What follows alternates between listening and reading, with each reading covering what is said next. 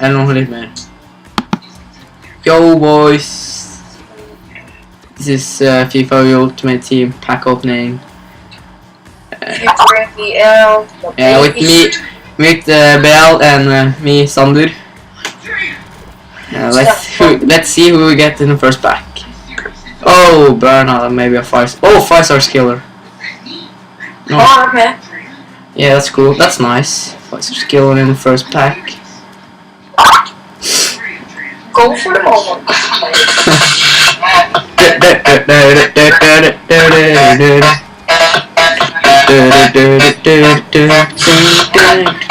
In the second pack, we'll get Falcao. No joke. Oh, Deco. I got Deco. That's nice. And 500 coins. That's also nice. Do this and just save all these cards. Yeah. Oh, Bell. Yeah. Alaba and El Shaarawy on the packs. Oh shit. Look.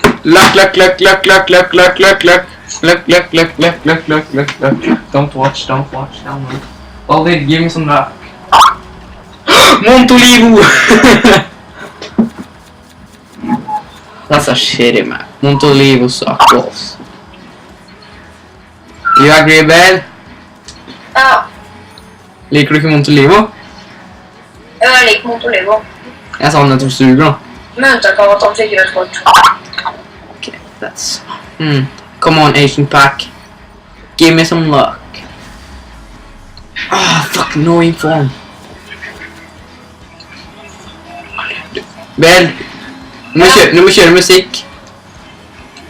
Kjøpe musikk? Kjøre musikk. Nei, du må...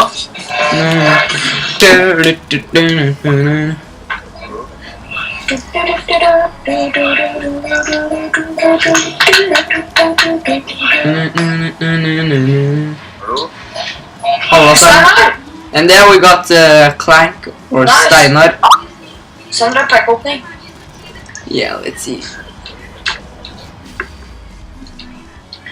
Oh, maybe another 5-star skiller. No, 4-star. Komp etterpå. Yeah.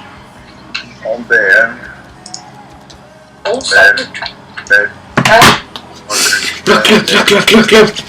Come on, Tim Cahill. Look. Må skru opp mikken. Oh, vi fikk Schweinsteiger! Serr? Oh! Schweinsteiger, oh! Fikk du det på film? Ja! Jeg har vært med, 80. Ja. There. Oh, this is so nice. Oh. Hva står den her? Nei. Thank you, Baldur. Okay, I go kiss the good dog.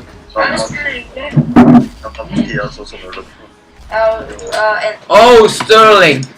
Ja, men Barry skal jo fortsette team kvaler. Ja. Så liksom... Fuck deg, Sander. Ja.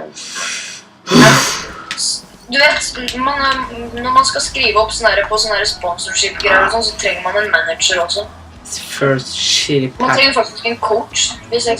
Jeg kan være coach. Til Racer, da står det coach. Er det det vi skal ha? Nei, da står det at du må ha en coach. Og da kan Sander være coachen. For det står sånn her... Come on, these last few packs again. Og så står det coach. I'm gonna Ja, open. Barry må begynne å spille Ghost da. Oh, you say Enrique. Oh, Det Fernando. blir etter hvert. Og Barry vet at man ikke kommer lag med competitive som spiller PlayStation, ikke sant? Og? Vi skal jo starte på Xbox One, da, Det er Sander. ingen store competitive lag som Men det gjør ikke noe, for du skal kjøpe Xbox One. Ja, ikke sant? You're mainly retarded, Steinar.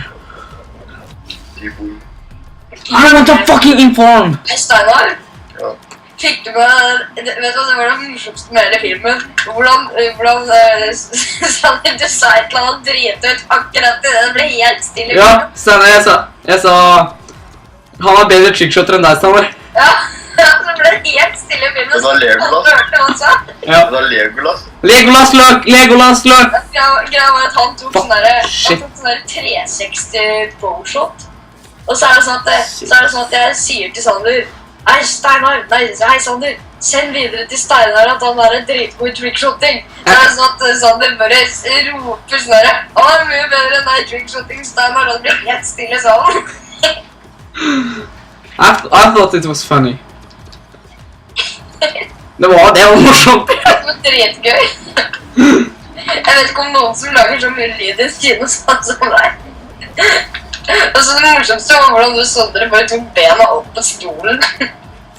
For så morsomt. Alle vi gjorde det hardcore uten. Alle gjorde det uten deg, Jeg Bjørn. kunne ikke gjøre det, for jeg hadde en fyr foran meg. Ah. Okay, this will be the last pack. Og jeg I'll kjente open. fyren som satt ved siden av han også. Det var 2 stykker i salen der som jeg hadde som... The last sånn pack der I'm gonna open. Let's give me some good. Oh shit. Og jeg vil ikke bane komme Oh, Quatus! Yes, jeg kom på carry på free fall. Quatus. Jeg elsker carry på free fall. Quatus. Well, Sandra og jeg på free fall på Black Ops nå. this is the end, so I hope you enjoy.